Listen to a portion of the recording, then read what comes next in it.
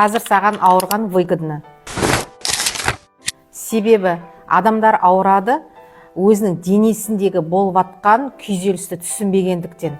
Не болмаса әйел адамдарда өзінің аса көп жауапкершілікті алып жүгіріп жүргенін түсінбейді. Олар дұрыс жұмыс жасап жүрмін деп ойлайды, бірақ оның жаны, тәні шаршағандықтан ол қалай сені қорғайды? Аурудың өзі адамға қорғаныш ретінде келеді. Значит, сізге бір уақыт демалыс керек болып тұр.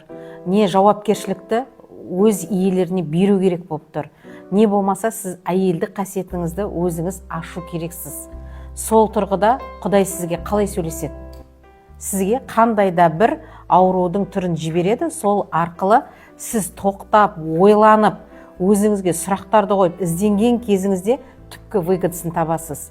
Ал выгодасын таппай, дәрі-дәрмекке жүгіне беріңіз, дәрігерлерді ауыстыра беріңіз, ол жерде ешқандай сізде результат болмайды. Болса да уақытша болады, бірақ сол нәрсе басқа жағынан тағы да тесіп шыға береді.